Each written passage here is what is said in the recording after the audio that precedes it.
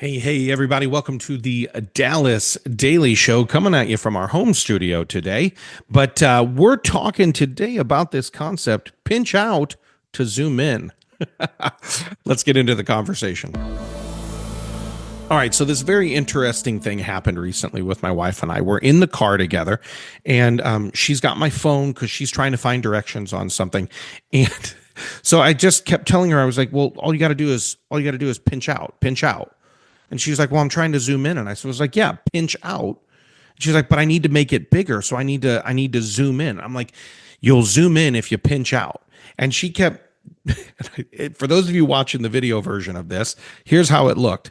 I was saying, take your index finger and your thumb from the center of your screen and pinch out. Like take them and draw them apart from each other. And in doing so, you'll zoom in. In her mind, she was thinking, well, I have to zoom in. And she was doing the exact same motion, but because she thought I was meaning to pinch out, she thought I was saying, take your fingers from the outside of the phone and pinch them together, which she's like, that's not going to do it. That's going to zoom me further out. I need to zoom in. And I'm like, yes, so pinch out. But here's what was so funny about it was it almost got us to the point where we were like yelling at each other. I'm like, babe, pinch out. And she's like, but I have to zoom in. This is a horrible impression of my wife, by the way. Someday we're going to have her on and you're going to hear her actual voice. And you're going to say, Dallas has been doing a bad impression from day one. One day or day one, right? So I kept telling her, pinch out, or yeah, pinch out, pinch out. And she was like, she's pinching in, which kept zooming her further away. And I finally said, babe, hand me the phone. And I'm driving and I'm 10 and 2, but then all of a sudden I'm 10 and I'm like, just put the phone toward me. And I put my fingers in the middle and I said, if you'll take your fingers and pinch out like that, if you'll do that, you'll zoom in. She was like, well, why didn't you just tell me to zoom in? Why were you keep saying pinch out, pinch out? And then it turned from like elevated, a little bit of heat to we were just cracking up. We've been married now for 21 years. We've been together for almost 25 years. We do pretty well. We've had our hiccups. We've had our ups and downs. We've had our, clashes, collisions, crashes, all the things that we've had our hard seasons. It's what married life is. But one thing we've always been really good about is actually communicating pretty well to each other. I mean, there's a reason my brand is communicate to succeed, right? That's part of the brand. And hopefully you can succeed not just in business communication, but hopefully you can succeed in relationship communication. And when I've screwed up and screwed up huge, I've been able to communicate to her. And when she's blown up or screwed up herself, she's been able to communicate to me. And hopefully we can use those same skills that I use in business all the time or use on stages all the time, and we can communicate to succeed in our marriage. And for some reason, though, we could not succeed in this idea of pinching out or zooming in. I'd be interested to know, by the way, if you want to message me, at the podcast website or on social media at Dallas Amston on any of them, dallasamston.com, my speaker page. You can do any of that. I'd be interested to know, do you, when you have to make a picture larger, when you have to make a map larger, do you pinch out or do you zoom in? And what do you say? Because there's a really, really, really good chance I'm wrong and I've got the terminology wrong. But that's where we ultimately landed, was we were saying the same thing. We were just using different terminology. There was confusion and some frustration around our definitions, around those terminologies that we were using to describe the same thing.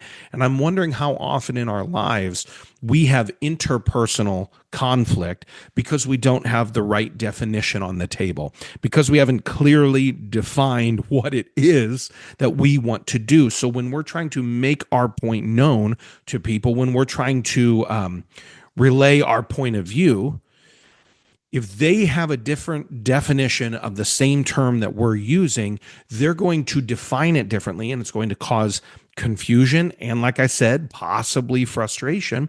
So One of the things we have to do, and one of the things I talk on in my keynotes and in my training programs for corporate teams. One day I'll tell you about the two different things I do in my business. That might be good. But for corporate teams, I go in and I do a lot of team communication skills, soft skills, leadership, communication skills, things like that. And one of the main principles that we use in business, yet I think it applies to life, is control the definition. If there is something that is a muddy term for you, or that they could be construed in the wrong direction, you have to take the time to define what it is to make sure people get on the same page.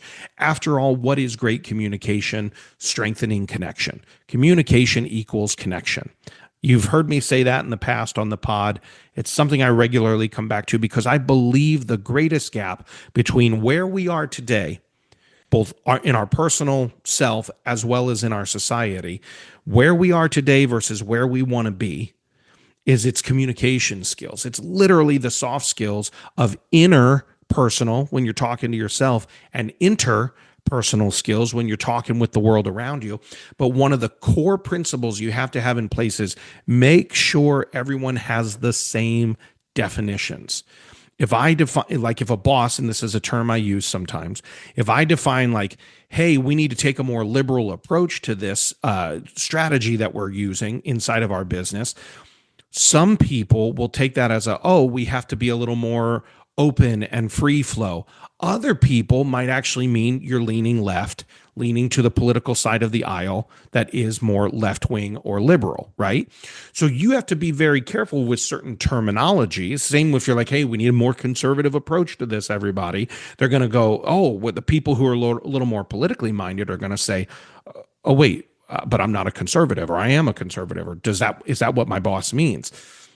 Or maybe you just mean we need to slow it down. We need to get a little bit more, by the books and take a less open view of this policy.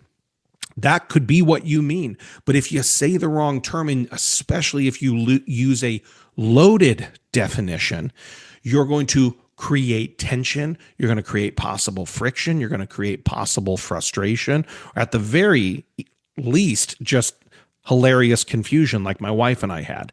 So it's very important, whether you're pinching out or zooming in, you control the definition so that the other party actually feels more connection to you. And just like my wife and I eventually laughed at it, we grew together because of it.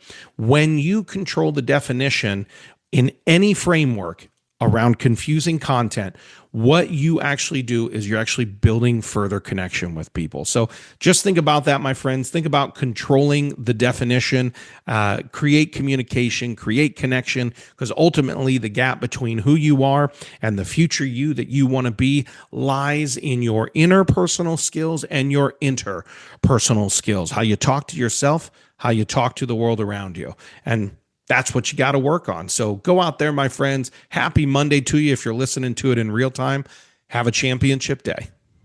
Thanks for listening to my dad's podcast. For more tools, go to DallasDailyShow.com. Be sure to like, subscribe, and share.